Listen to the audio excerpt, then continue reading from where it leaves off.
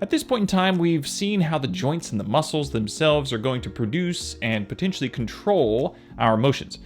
This is only possible because your tissues are compliant and allow movement to occur. We have the length in our muscles, the mobility of our fascia and the skin, and our nerves move smoothly as they go from our spine out all the way to our distal areas of our limbs. It's the tissue mobility that allows us to create the motions we want, and the relative stiffness that we might have in this mobility also lends itself to controlling our movements.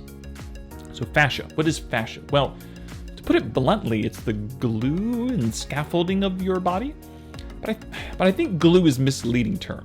That would make it sound sticky, but it's anything but that.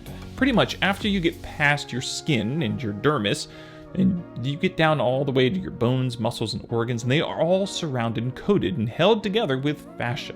If this were just a glue, then no movement would occur, so it needs to be restrictive yet mobile.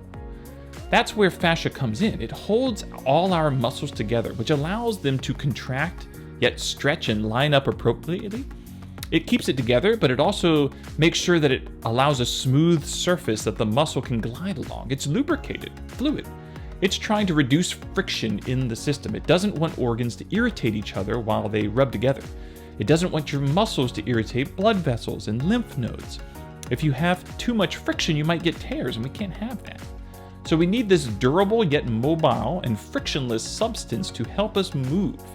It's also incredibly rich with mechanoreceptors, things like muscle spindles, Ruffini and Pacini corpuscles, Golgi endings, and free nerve endings. What this tells me is that it gives us a major sense of what the body is doing and going through.